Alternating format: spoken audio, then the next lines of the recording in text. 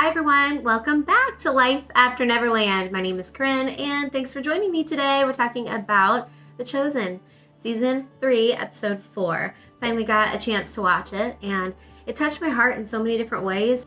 But let's talk about it. Let's get started. But before we do, Happy New Year everyone, and thanks so much for being here with me. Okay, the very first thing that we see is the disciples, and they're doing some discipling, healing people, casting out demons, informing the community that there are false prophets out there. It's really exciting because in the very beginning you see that they're pretty insecure. You know, they're feeling very uncomfortable with this new power of being able to heal. I would be very terrified and very scared to go up to somebody and give them false hope. Okay, that would be very intimidating for me, and then have it not work or flop. Like, it almost feels like something inside you needs to be, you need to really feel it in order for it to work. There was really no talking. The people did an amazing job acting because you get that vibe just by watching it. There was no real dialogue going on there. Afterwards, you can tell that they get such an amazing feeling of fulfillment. Think about it. That's kind of what I was thinking about as I was watching it, how it feels when you do something kind for someone else. And if you're blessed enough to bless others, whether that be financial or you have a job where you can heal others, I mean, what a huge blessing, and how that feels inside your soul truly to do that for others. That really is better than anything money could truly buy. And throughout this episode, I feel that other people were blessing people, encouraging them, providing their own purpose in leading someone in the right direction or being compassionate towards someone else. Those are ways that you can heal others. It doesn't have to be something wild and extravagant like Jesus Christ giving you the actual power to put your hands on someone and heal them. And lastly, on that little topic of the disciples healing, they were also reciting the Lord's Prayer as Jesus did on his Sermon on the Mount. And so I did enjoy that because they were teaching it to everyone and encouraging them to recite it back and memorize it. And so I went and I looked at the Lord's Prayer, the breakdown of it. I don't know if you guys have ever done that before, and I just kind of wanted to, if you haven't, if you're new to some of this like I am, I just remember going to church with, friends or family. They always recite the Lord's Prayer. And so it's kind of like you get in that zone where you're just like saying the words. So when I was breaking it down verse by verse, word for word, it made me think back of when Jesus was trying to teach the disciples how to pray. And so when I looked it up, I wanted to share with you some of the things that they probably already covered in The Chosen, so maybe remind me. And so I wanted to share it with you in regards to the Lord's Prayer. Jesus did say this in The Chosen, something along these lines, but he said, when you pray, you should go to your room, closet, or private place and close the door and pray to your Father who is unseen. But what I didn't know, and I'm going to share this with you, is that if you pray like this, you will receive a reward, which is really, really exciting. And so, but when you do go to heaven, you get rewards. I'm assuming that the more rewards you get, the more exciting your life will be in heaven. Here's something else that I learned when I was going through the Lord's Prayer. So they say that Jesus reminds his disciples that you don't need to say much in your prayers, okay? Your Father knows what you need before you even ask him. In other words, keep your prayers short and simple. I don't know about you guys, but every single time I pray, I feel like I need to really over-explain to the Lord what I need and what I mean. I feel like if I don't explain it right, then the message isn't going to get clear. And even though I know what I just said, I still feel like I need to say more. So what a refreshing thing to know. So then we catch up with Yousef and, how do we say his name? Jairus? Anyways, we're talking about that letter that Yousef had him keep top secret, and of course he snuck a little peek at it and realized that he believes basically that Jesus is the true Messiah, and they both agree upon the fact that they both believe that. But one of the things that Jairus said to Yousef, they have the most unique names and sometimes I just torture them like crazy. The excitement that Jairus had in regards to the fact that this could really be the coming Messiah that everybody's been talking about, and that he truly does exist and he's here right now. And one of the things he was saying to Yousef is basically, everything is so close to the Pharisees. They know all this stuff. Are you looking at it so closely that you're failing to see the big picture and the whole view? And I kind of feel like we're like that here in this day and age. Everybody is so busy and everybody is so distracted, especially with technology, that some of the things that are going on in this world right now are highly disturbing. And some people are acting like this is normal behavior, normal lack of humanity. Are we failing to see the clear view that we literally are living in the end times? No joke. These two men shared a secret, because if either of them, if it is known that they truly believe that, they think Jesus is a blasphemer from the last episode that we saw. Anything attached to Jesus, anybody attached to him, and they know it, the actual Messiah, they are going to be in big trouble. Jairus, you know the water situation that you saw. His little girl got contaminated with the water, and then at the very end, I'm assuming something terrible happened to her. We'll find out in the next episode. So what is that going to mean? What is going to develop now that this has happened in his life?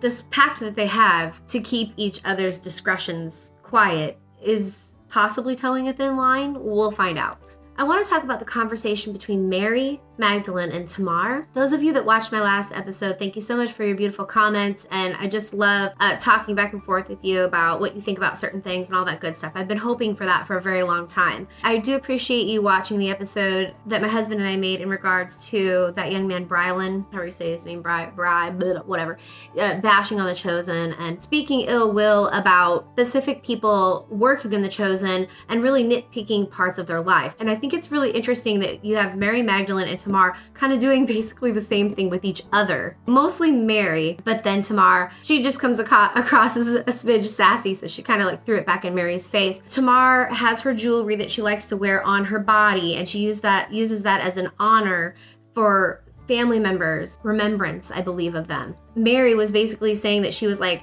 a pagan. I thought that was bold of her to say. How is it any different than me wearing my grandfather's wedding ring? I never take this off. And then these are the ashes of my dog. So that was a harsh statement. People do that, I guess, but they do that. Yeah.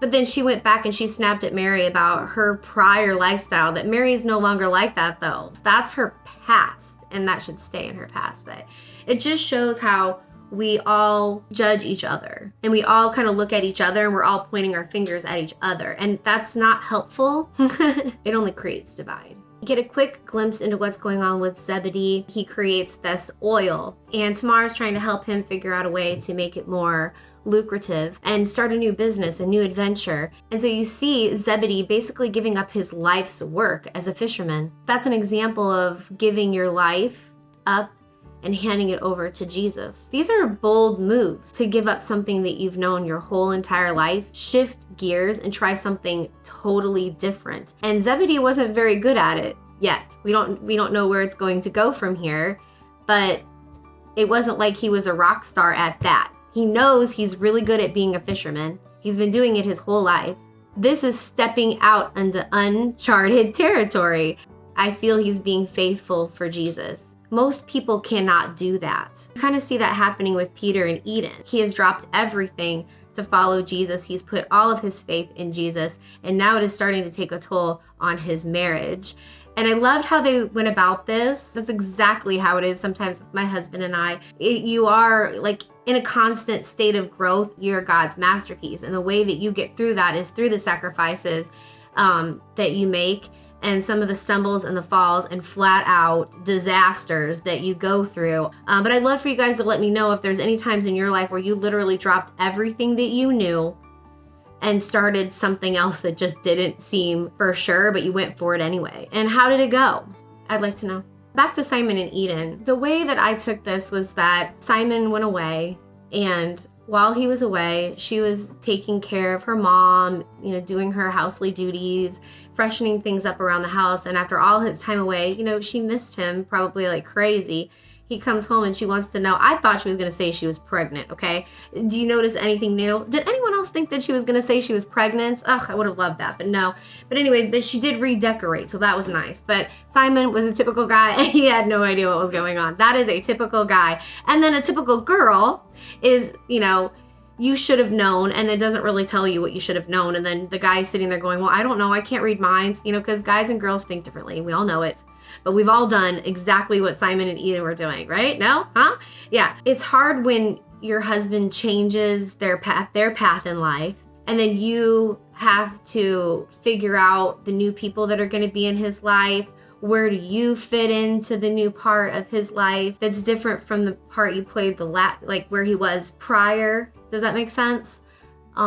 There's a lot of unknowns, and it was Simon's job when Jesus came in at the end and brought all the people. And I love Eden because she even though she's upset, she pulls herself together and she's always very gracious. She's the sweetest. I love Eden so much, but she's hurting inside.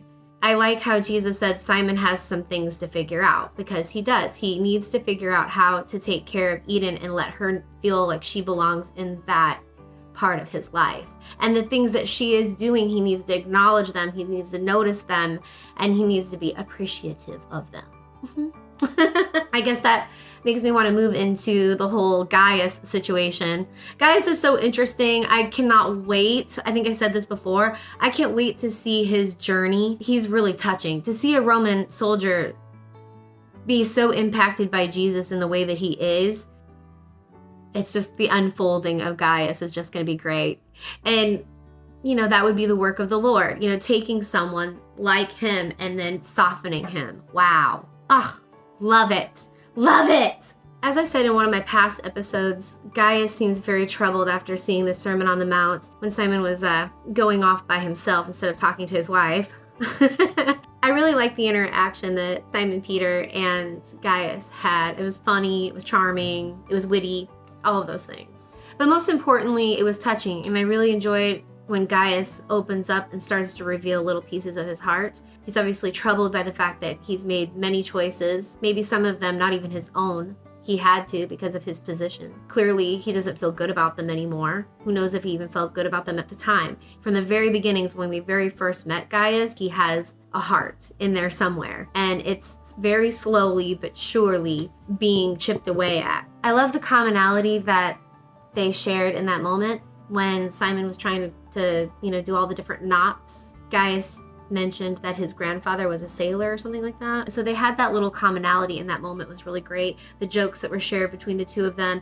And what I loved is that in the very beginning of the episode, when you're seeing the disciples doing the healing, my thought is, wouldn't it be great to be able to heal in that way? There are ways that we can do the Lord's work, and they're just as powerful as the work that the disciples were doing. So I'm going to give you Eden, for example. When Victoria came across her, that rogue lady that was coming through town, Eden was very compassionate, and you could tell that Victoria was insecure, and Eden was trying to give her words to change the way she spoke about herself, which tells you a lot about Eden's heart. When they spoke down by the water as they were doing their laundry, Victoria revealed some things about herself, and I did want to talk about that for a second too. But Eden's compassion is possibly what's going to help Victoria in the fact that she has a connection. She knows Jesus. Jesus comes to her house. I'm interested to see where this goes between the two of them, and there you go. That is Eden's purpose, because quite possibly in this episode, and I believe that I'm right, Eden doesn't feel like she has a purpose in Simon's life and in life in general. And I think it'll be great. Victoria will be able to give her the opportunity to have a purpose. We'll have to see. I don't know. What was your interpretation on that interaction? And then with Gaius. Gaius is torn by his job itself. I don't think he's happy in his job, and the tasks that are expected of him that are cruel to other human beings. And he's seeing how other people are being harmed by the things that he's literally forced to do. And so by that conversation that he had with Simon, in regards to the water that's literally contaminating the people in the community, and he's giving him a task off the cuff. Gaius is in charge directly by Quintus, and Quintus is refusing to help the people. Why? Just because he probably doesn't want to, and he doesn't care, and he's a cruel, evil person who has no good in his heart at all. So I do like how Gaius did that, and that's a way for him to have some purpose and to do something good. This episode will show you that you can offer anything to anyone at any given time. Maybe that is a good New Year's resolution. What do you guys think? The last thing that I wanted to talk to you about is Victoria.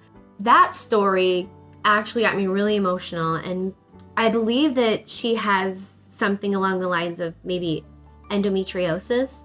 So if I have guys with me right now, I'd be like, well, I'm not going to talk about this, but I think it's really interesting that they went there on this episode.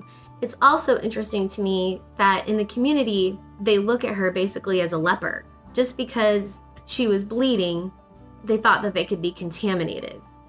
Really. Isn't fear a fascinating little thing? That hit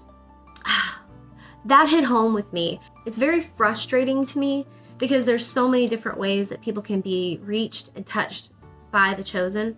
And for anyone to try to push people away is very frustrating to me because there are sprinkles of such wonderful goodness in every single episode, and this one is a perfect example of that.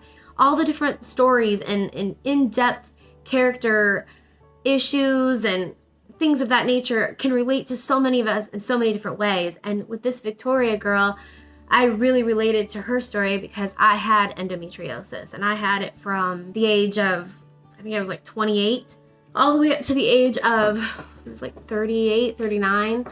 I mean, I'm being honest, I'm candid with you guys because I don't know if there's anyone else who's ever had to struggle with this. Like, people didn't know these things were happening to me.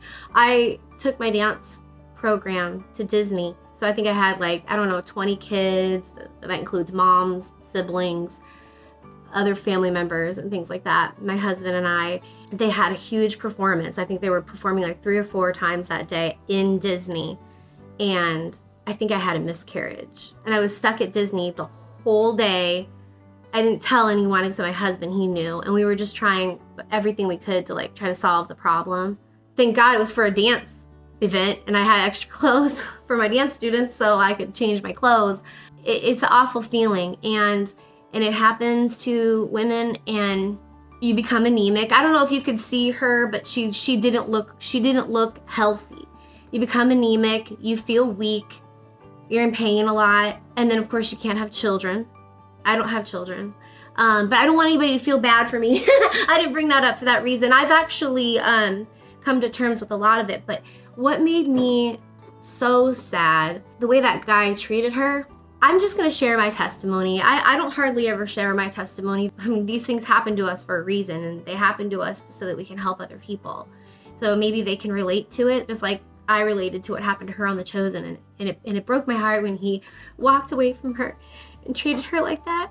I mean, there's other reasons why people get treated like that besides what happened to her. But that's such a embarrassing, humiliating situation that she obviously cannot control, and it's just disgusting that some people would create fear in other people's life that's untrue. Obviously, I bet you at that time, I feel very strongly that was not true, that anybody would get sick over that happening. It was not a truth. That was a fear that spread off to everybody else, and that's how people treat each other. So again, with my dance studio, I used to have a dance studio for several years, and it was no longer something that I could do anymore, and I had to have all the faith in the Lord that I could possibly do and just move on to something else in my life, which was really hard for me because I didn't know anything else. Just like Zebedee, I didn't know anything except dance. That's all I know, okay, at the time. But I have to put that background down for you so you can understand how I felt in the moment at the time. And this is something that happened to me. It started to happen on a daily basis. My personality is very much like Eden. I'm very compassionate, very loving. And no matter how many times people get kind of gross and nasty, I do my best, okay? I'm not perfect, but I try to do what Eden does, where I try to hold myself as if I'm perfectly fine and okay and everything is going to be fine, but deep down I'm broken and torn on the inside. It's and then trying to deal with difficult people like that man every single day, it starts to chip away at every inch of your being. Having a dance studio, I had to enforce rules. And a lot of the times when I was enforcing rules, it was basically not only for myself and boundaries, but also for other parents and other children and those type of boundaries. And every once in a blue moon, and unfortunately it started to get more and more, where you get someone who they don't care about other people's boundaries. They don't care about my boundaries. They only want their own boundaries, and that's it.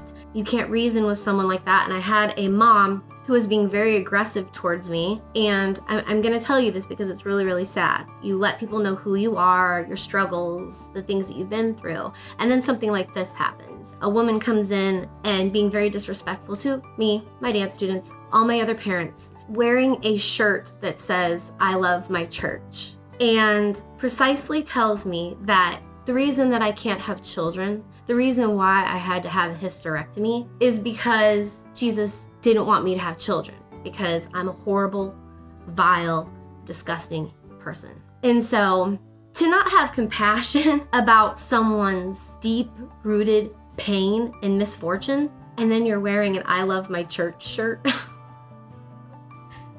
And why I'm going to tell you that's my testimony is because that was a selfish person. And I found out later that she was actually a deacon in a church in my community. But that didn't stop me from loving the Lord, because I know that she's lost. She was acting on her emotions, and God will have to deal with her on that one. But that was painful. I only tell you that because